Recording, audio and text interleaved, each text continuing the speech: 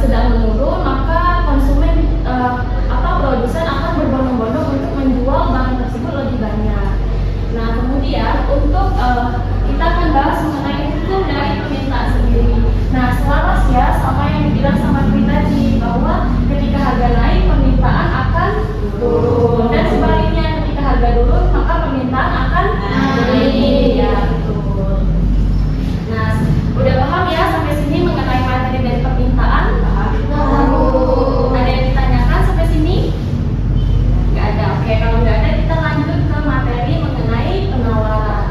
Nah, konsep dari penawaran sendiri merupakan jumlah barang atau jasa yang bersedia atau mampu ditawarkan oleh produsen pada berbagai tingkat dalam periode tertentu.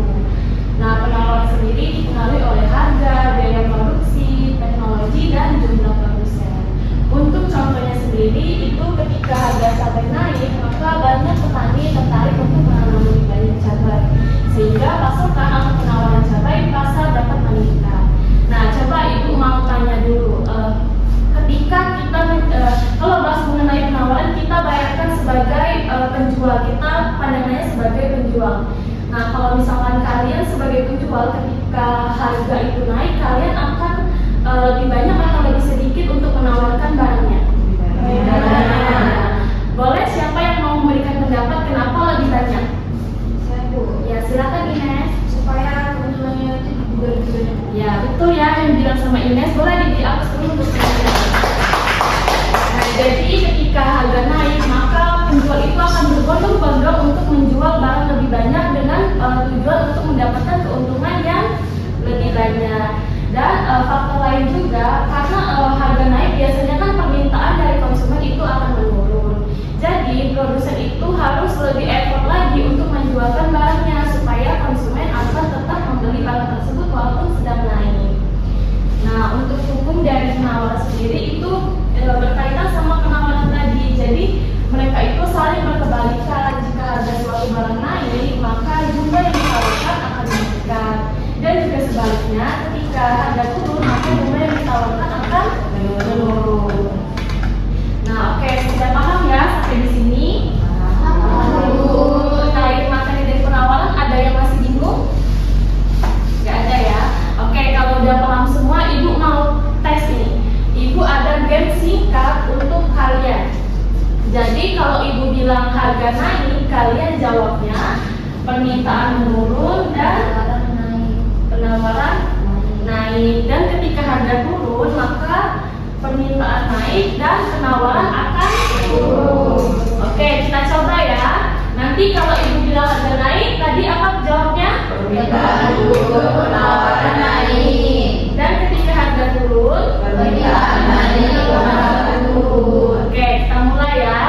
Ketika harganya turun, Penawaran naik, penawaran turun. ketika harganya naik, Permintaan turun, penawaran naik. Oke, good. Sudah paham semua ya mengenai materi dari permintaan dan penawaran. Oke, kalau sudah paham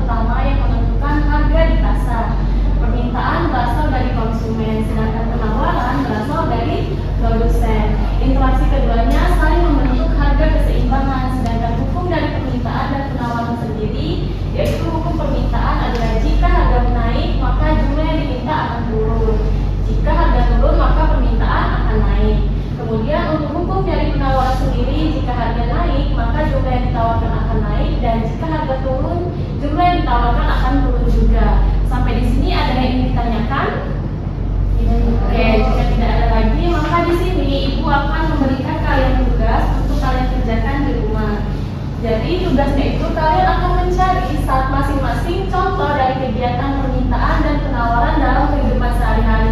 Bisa kalian ambil dari kehidupan sekolah, kehidupan di sekitar rumah, itu bebas ya. Kemudian kalian jelaskan bagaimana perubahan harga tersebut mempengaruhi permintaan dan penawaran. Untuk tugasnya sendiri ditulis di buku dan akan dikumpulkan minggu depan. Nah, kemudian untuk minggu depan kita akan mempelajari materi mengenai pasar. Silakan kepada anak-anak sekalian untuk mempelajari materinya sebelum kita bahas. Bisa kalian cari dari referensi internet, buku, atau yang lain sebagainya. Bebas ya. Baiklah, mungkin anak-anak sekian untuk pembelajaran kita hari ini. Sebelum ibu menutup pembelajaran, silakan kepada ketua kelas untuk memimpin doanya dulu. Setelah kita berdoa menurut agama dan keyakinan masing-masing, berdoa mulai. Berdoa selesai. Oke, baik, sekian ya anak-anak pembelajaran kita hari ini. Terima kasih yang telah hadir. Semoga materinya bermanfaat. Ibu akhiri, wassalamualaikum warahmatullahi wabarakatuh. Waalaikumsalam.